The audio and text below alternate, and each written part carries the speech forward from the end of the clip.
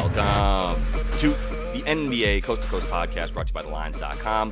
Coming to you from the West Coast, Josh Lander, joined by Nate Weitzer on the East Coast. We're rolling along here. It's Thursday in the NBA with 8 games on the slate. We've got best bets in this video for you. Also have play props on the slate as well. So go ahead and check out the other video we have up. Subscribe to that page and continue to follow along each and every weekday this season.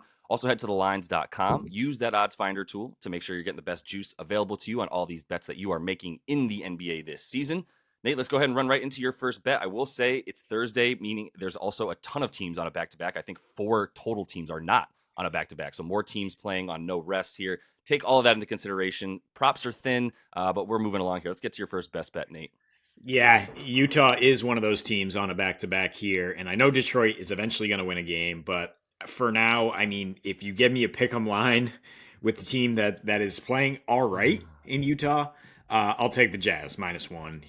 If eventually the Pistons get us, they'll get us. But for now, I mean, the team that has been losing by on average like 26 points per game in a pick'em is something you got to take. Jalen Duren is still out, of course. Monty Morris yet to play. Killian Hayes under the weather. You don't know how many other guys have picked up whatever illnesses float around locker rooms these days. The Jazz are expecting Lauri Markkanen to go on a back-to-back here, and they've obviously been really much better offensively with him in their last 4, getting 115 a game, getting to the free throw line nearly 24 times a game. They're 3-0 against the spread as favorites, and they're only going to be favored if they have Markkanen.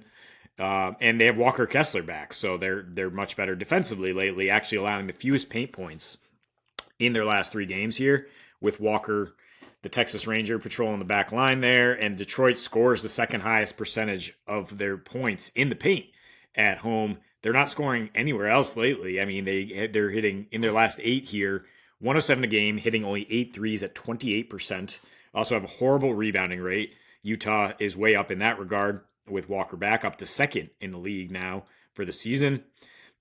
I mean, Detroit really struggling to limit free throw attempts. Markkanen averaged 25 a game, over 6 free throws against the East last year. And I haven't mentioned the guys that have stepped up with Jordan Clarkson now. I mean, Colin Sexton, friend of the show now, 5 straight games, basically getting about 25 on 50, 40, 90 splits. And then THT leading that second unit.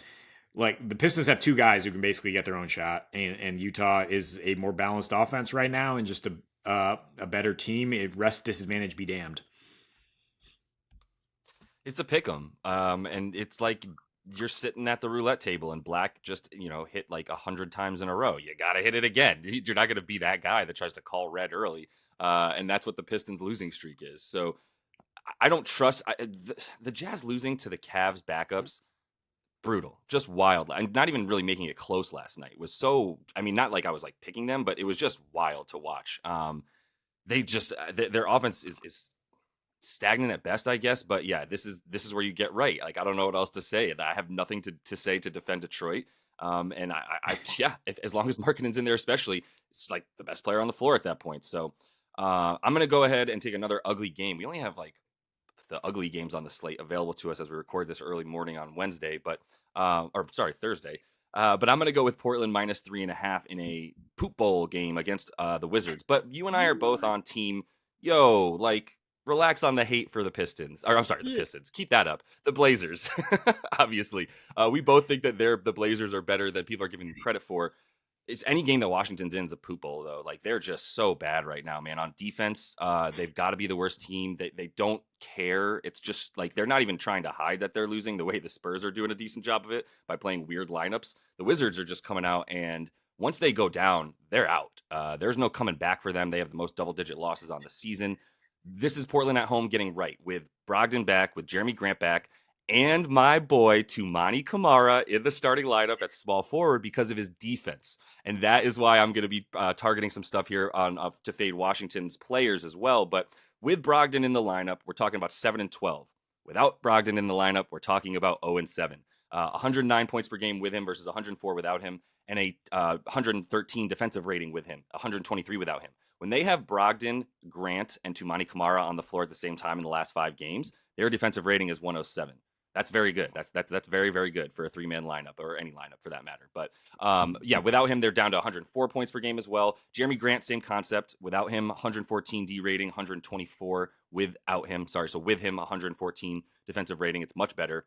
Washington does go over on the road. They do cover a bit on the road, but that they cover 8-point spreads, not 4-point spreads. They have an average margin of victory of -7.5 on their road games here this season. So nothing to really worry about with the Wiz coming through just because they've covered 10 out of 16 games. That's because most of those are double digits and they haven't been a favorite on the road. So there's nothing. Don't worry about that. Yeah, just finishing it off though, with the Blazers healthy, they're a much better team. And that's why I was like, I get that they're trying to lose, but I took the over on their wins at like 24.5 really early on, because it was like there's better players on this team than you're giving it credit for. It's like the Jazz last year. We overshot shot it with them, and we're like, oh, they suck. It's like, well, they still have some NBA players on their team that are like legit dudes. So I'm gonna go ahead and take them against a team that I don't think has legit NBA players outside of Kyle Kuzma, to be honest. And 3.5 is basically a pick 'em at home for Portland. And Tyus Jones, please no Tyus Sorry, Jones also a slander good NBA player. either. Sure. But yeah, the Wizards, I mean, they just have nothing for you on the wing. Like Jeremy Grant, maybe even Aiden puts together back to back good games. Simons' prop is 26.5 points. It's just like, I mean, Portland is a really disciplined defense. I know they've had some Yeah. weird results lately, but like you can't expect Washington to keep pace with the 120 they always give up in this spot against a team that's number 2 in 3-point defense. And Washington can't hit a three to save their life on the road. So yeah, I was on this one too. I just didn't want to take two poop bowls in a row, as Josh mentioned. So I'll take a game that is intriguing between top 4 teams here. Clippers at Thunder. I'll go under 236. Clippers are on a back-to-back here. Got to assume they slow it down a little more if they can. We don't know if anybody's going to sit. Again, Kawhi Leonard has not missed a game, and he's been key limiting SGA in their last 5 meetings. His SGA 25.8 points per game, which is crazy to say. Like, that's way down for a guy who's just an elite scorer. Under 6 free throw attempts in his last 5 against Kawhi. He's a -48.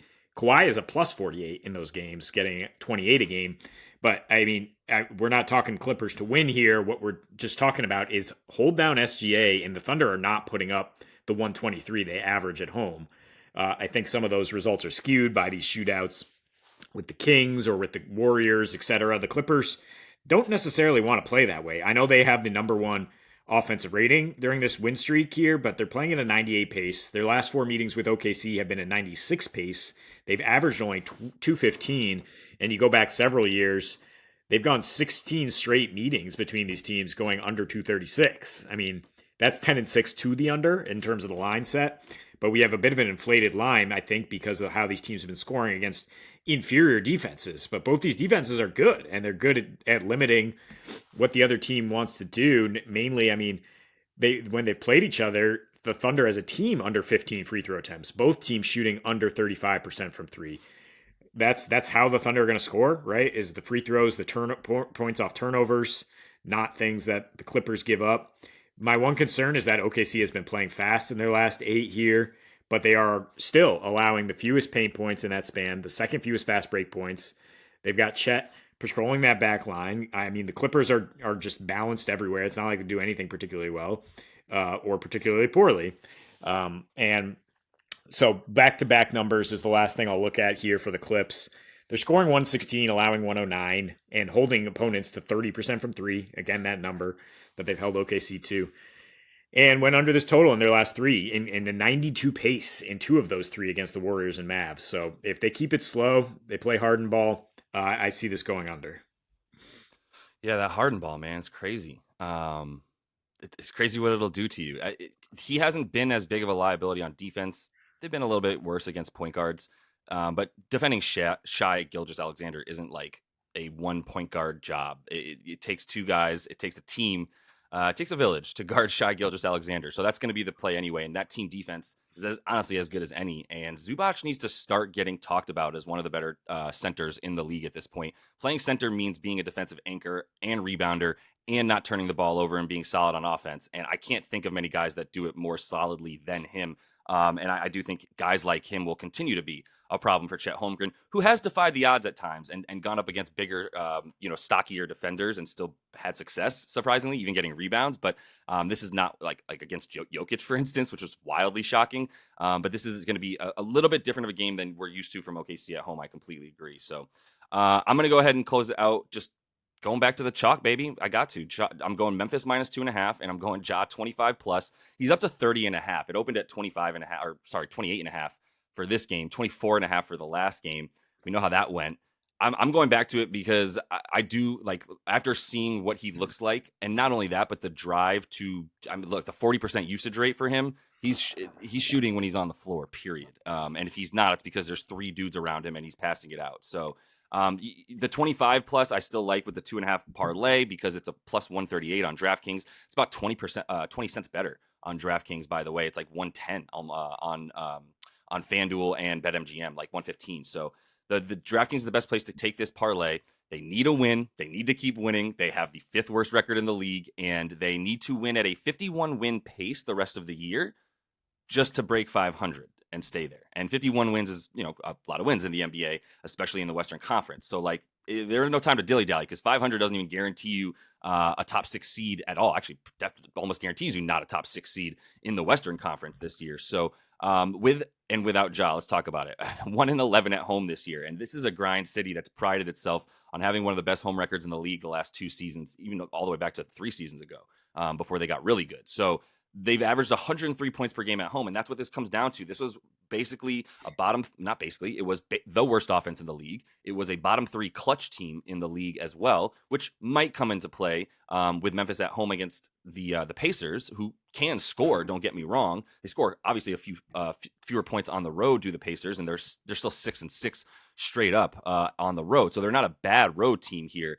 But this is a Memphis team that, with Ja in there and the offense back up to like a legitimate offensive rating and not absolutely putrid, should be a lot better. The things that go up, obviously, free throws. On the season, they have the 4th worst free throw attempt rate. That's what happens when Desmond Bane is your playmaker, quote unquote. You're not going to get many assists or easy buckets. Then you got Ja, who just lives in the paint, and obviously they had the 3rd best free throw attempt rate of anybody playing on Wednesday. Tiny sample size, but it's pretty obvious when you go from the 4th worst free throw attempt rate to the 3rd best in one game, because there's one player out there like Ja who's different. The 40% usage I mentioned, Bane and Triple J also combining for 56% usage. Like, these dudes are taking more than half the shots between the 3 of them when they're on the floor, and that's fine. It's just indicative of how awful their offense is without Ja. Those 2 dudes are good offensive players, but they can't create for themselves, and that's where Ja comes into play, and that's why the offensive rating jumps up so high. The last thing I'll say here for this mismatch is, like, Memphis does everything incredibly well and has, without Ja this season, on defense to limit what the Pacers want to do. The reason the Pacers have the most points in the paint per game is because the Pacers have the most fast break points per game. And that's where you finish fast break points more often than not, is at the rim. That's why they're fast breaks. And that's where Memphis will stop you, right? They are number 1 at limiting points in the paint. That's without Steven Adams and Brandon Clark. So, like, shout out Bismack Biyombo and Jaren Jackson Jr. for holding it down. And they are 4th best at limiting fast break points. So they stop everything that Indy wants to do. If they are able to get back in transition and maintain that 4th best points per possession in transition defense that they have, then everything's fine after that. The Pacers aren't particularly bad at limiting point guard points necessarily. Like, Tyrese is fine. He's not a good defender, but he's got decent enough help at times. With Bruce Brown taking over at times when he's able to guard a point guard because they don't need him to be versatile guarding a bigger guy.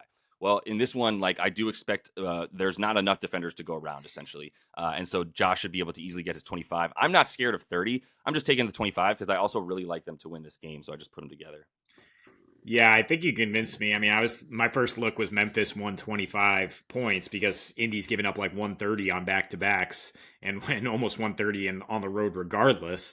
But yeah, I think, you kind of hedge against Memphis winning this game with a strong defensive effort. If Right. you don't take the team total, if you just take this small spread, I don't think Indy's winning on a back-to-back here with Ja out there after what he did against a good defense. Now he faces the defense that gives up the most free throws. Like, he's just going to be attacking the paint relentlessly. I mean, Memphis can't really win without him getting 25, so it's a good correlation play for sure. Yeah, I don't know how they would. Like, I guess he could get like 13 assists, and that would be another way. But he's too vital to their offense, the way we've talked about. And a point guard is too vital. Like, honestly, if they had Tyus Jones this year, who we just shouted out a minute ago, they probably wouldn't be 1-11 at home, would be my guess. So that is all the time we have for you in Best Bets, though. Continue to follow along, subscribe to that page, check out the playa props that we also have up for you today and each and every weekday. And until we see you next, happy betting.